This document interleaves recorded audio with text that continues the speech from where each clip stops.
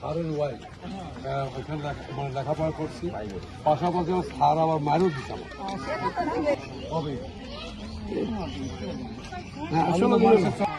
নাটোর পৌরসভার সাবেক মেয়র।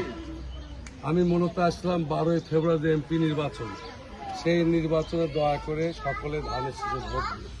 আমি প্রশ্ন হচ্ছে, কেন ভোট দিলেন, কি কারণে তুমি সাতকে ধানের শীষে ভোট দিলেন? এই কারণে আমরা হিন্দু সকলেই একসাথে বসবাসের সাথে নিরাপত্তার সাথে, আমার পরিবার যদি নিরাপত্তা পায় আপনারা কেন পাবেন, সেই সাথে আমরা সকলে মিলে একসাথে বসবাস করতে চাই, সকলে মিলে একসাথে শান্তিতে বসবাস করতে চাই, নিরাপত্তার সাথে বসবাস করতে। পাশাপাশি নাটোর শহর, নাটোর জেলা যে সমস্ত কাজগুলো হয় নাই, অর্থাৎ রাস্তাঘাট, drain, bridge, culvert, gas line সহ, দেখেন সবচেয়ে কষ্টের বিষয় যে আমরা তো পালায় ছিলাম, জেলে ছিলাম, আমাদের রাস্তাপথে মারত, যারা ক্ষমতায় ছিল বৈধ হোক আর অবৈধ হোক তাদের কাজ করা উচিত ছিল না, গ্যাস লাইন আনা উচিত ছিল না, উচিত ছিল কিনা?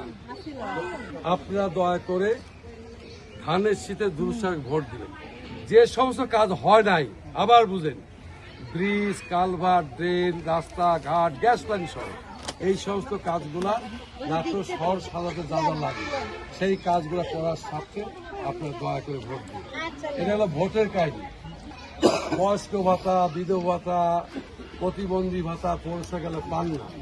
পৌরসভা গেলে না পাওয়ার কারণ বছরে 2 বছর পরে 20টা 25টা বিধবা কার্ড আছে, 20টা 25টা বিধবা কার্ড আছে।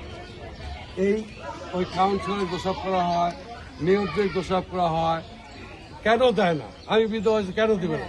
আসেই তো 2 বছর পর পর 20টা, তাহলে 9টা ওয়ার্ড, 9টা ওয়ার্ড একটা কাউন্সিলর ভাগ পায় 2টে, তাহলে দিবে কেমনে? এখন এই জন্যে আমাদের সরকার যদি গঠন হয়, এই প্রত্যেক পরিবারের জন্য, হিন্দু, মুসলমান, বৌদ্ধ, খ্রিস্টান, সকলের জন্য এই একটা করে ফ্যামিলি কার্ড পাবে।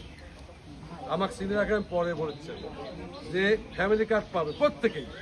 এর ভিতরে 2,500 টাকা করে আপনারা প্রত্যেকে আপনার মোবাইলে কিংবা অ্যাকাউন্টে ঢুকে যাবে।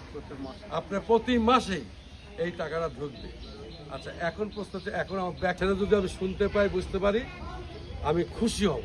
এই অবস্থায় অর্থাৎ আমি 11 সাল থেকে 16 সাল কিংবা আশেপাশের লোক